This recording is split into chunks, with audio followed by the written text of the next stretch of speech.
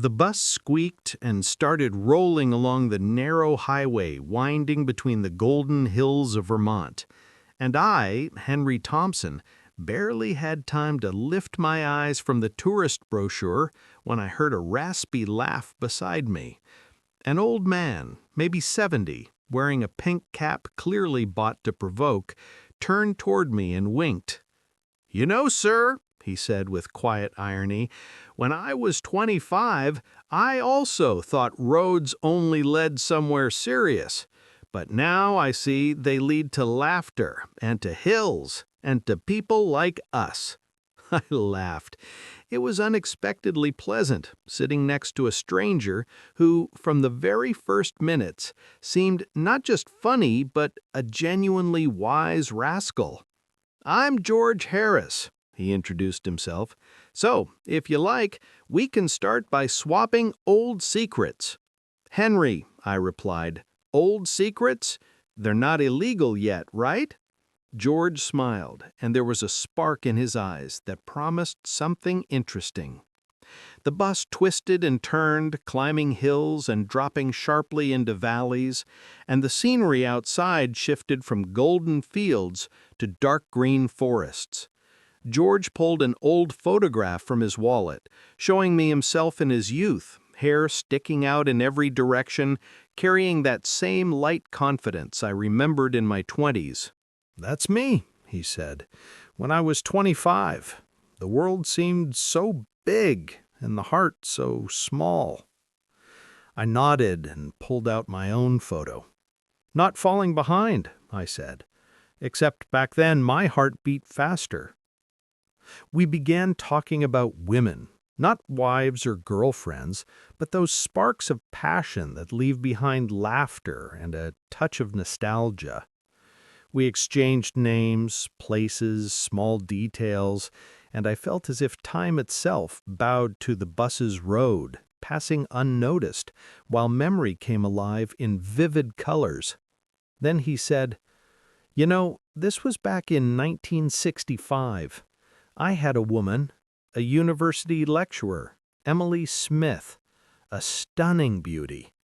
I was in love with her, and she, well, played with me like a cat with a ball of yarn." I furrowed my brow. Emily, I thought. I knew her too, around the same time, and I had a romance with her too, passionate love, in the very same 1965. George noticed my reaction and seemed to understand something, because his smile widened. "Wait," he said, "you, too? So that was you?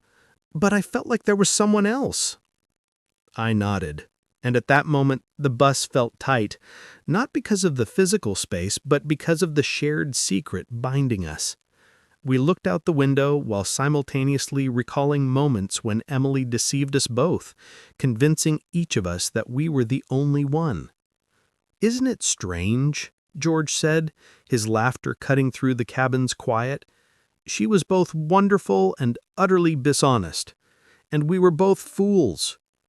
"Fools," I echoed, and laughter bubbled up inside me like champagne. I'd say romantics. And so, amidst the clatter of wheels, the scent of the old bus, and the mountain air, we laughed together at our past for the first time. Life seemed to be joking at us, and the joke was so sweet I could barely resist hugging this new friend right there in the seat next to me.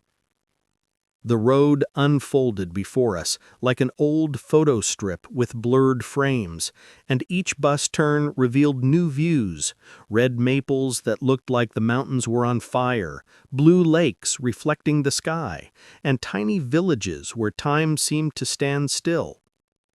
George and I no longer tried to hide our laughter. It came naturally, sharp yet gentle, as we recalled how Emily had played us both. "Remember that evening in Charleston?" George leaned in to whisper, careful not to let other tourists hear. "She said I was first, and then—" "You found out I was there too," I finished, laughing. She looked at us both thinking, "Oh, how simple this is." We laughed so loudly a woman 2 rows back glanced at us in surprise. But we didn't care. Memories overpowered any social norms.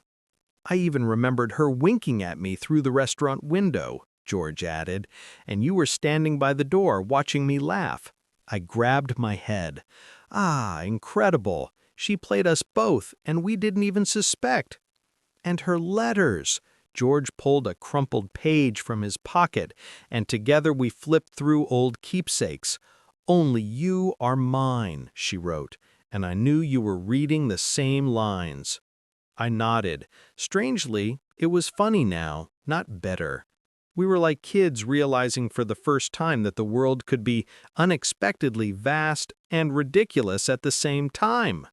"You know what?" George said suddenly, his voice unusually serious. "I never thought laughing at the past could be so therapeutic."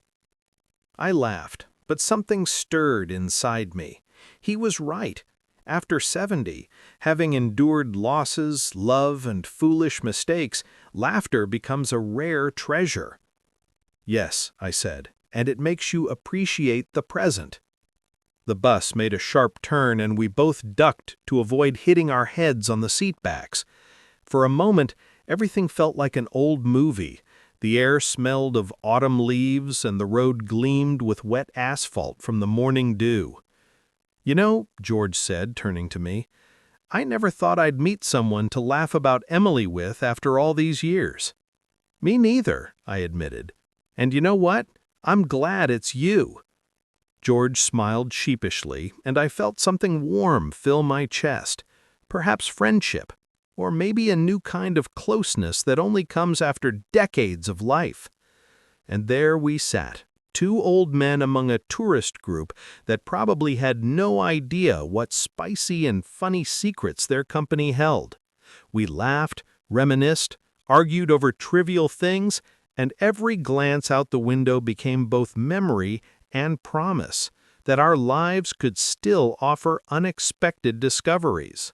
Then the bus screeched to a halt at a small town, and the driver announced, "Next stop, Maple Syrup Farm." We both raised our eyebrows and almost in unison said, "Time for new adventures." And it seemed life finally laughed with us. The farm greeted us with the smell of fresh maple syrup and the chatter of tourists jostling each other for the perfect photo. George and I immediately separated from the main group, like two old wolves who suddenly found their own forest among foreign fields. "Did you ever imagine your life ending up at a maple syrup farm in Vermont?" George asked, cautiously licking his fingers after tasting the sweet syrup. "Ha!" I replied. "At 20, I'd say never, and now it seems like the best part of my life." We laughed like children, each sip of syrup feeling like part of our new adventure. Then suddenly, George leaned closer and whispered, "Remember when Emily told you I'd never date her without your permission?" I held my breath. His words stirred something long forgotten. "You're joking," I blurted. "She really said that?" "Oh yes," George replied with a sly smile. "And I believed it. And you did too, right?" We burst into laughter, our eyes meeting, shared yet tinged with a slight unease. We had both been fooled simultaneously by one woman, and at the same time, it was the most carefree shared secret of our lives. Remember that late-night movie in Savannah when she sat between us and we tried not to notice her winking at us both at once? It was so absurd it was no longer offensive. "Only she could do that," I whispered, and we sat there like fools thinking we were special. The bus tour, meant for admiring the state's beauty, had suddenly become a retrospective of our youth. Funny, slightly spicy, yet incredibly sincere. We reminded each other of little details no one else would understand. How she loved iced coffee even in January. How she made us both laugh singing on the balcony in the rain. How she tangled both our hearts with the words, "I'll never betray you," simultaneously. "And you know," George said after a pause, "looking back now, I realize she taught us one simple truth. "What's that?" I asked, leaning in, intrigued. "That life's too short to take everything seriously, and laughter is the best revenge." We sat on the bench, savoring syrup and watching the sun scatter golden rays across the maple trees. Suddenly, I realized that in this laughter, these memories, this unexpected friendship, there was more than comfort. There was a new page of life we could still write together. "I wish our bus wouldn't go back," I said softly. "Oh," George replied with a smile, "it will, but we can take this mood with us. Who knows, the next stop might be even better." We raised our plastic cups. Here's to the past, to laughter, to life that teaches us to look forward even after 70. The bus moved again, leaving the maple syrup farm behind, but Henry and George could no longer sit quietly. They both felt the road had become a kind of theater of their past, each turn bringing new scenes from youth.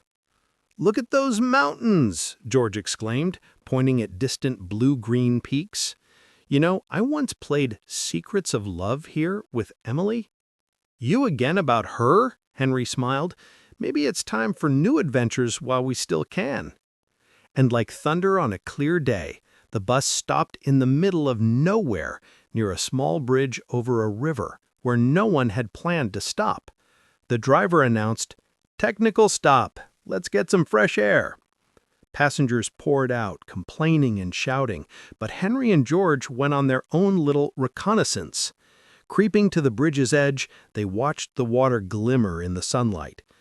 They stood there, staring at the river, mirrored by the sky. Suddenly, George pointed at a boat drifting downstream. "Maybe next time we try going together," he joked. "Yeah, and we both fall in," Henry laughed, "like old times." And then a little mishap happened. George, trying to take a selfie on the bridge, tripped, and Henry barely caught him in time. "Whoa!" George exclaimed, adjusting his cap. "Looks like we haven't lost our coordination yet." "Yeah," Henry laughed. "Now we're like an old acrobat duo." The bus soon moved again, and both felt the day promised even more surprises. They realized their journey was no longer just a tourist trip. It had become an adventure of laughter, friendship, and a touch of nostalgia scented with maple syrup and wind through open windows. "Henry," George said quietly, "I'm glad we met on this bus." "Me too, George," Henry replied. "Who knew life could be this unpredictable, even after 70?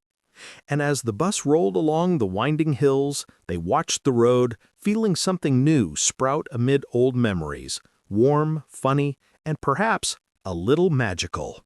The last day of the trip arrived quickly, and the bus, like an old movie hero, crawled slowly along Lake Champlain. Henry and George sat together, a little tired, but with eyes shining like children on a holiday.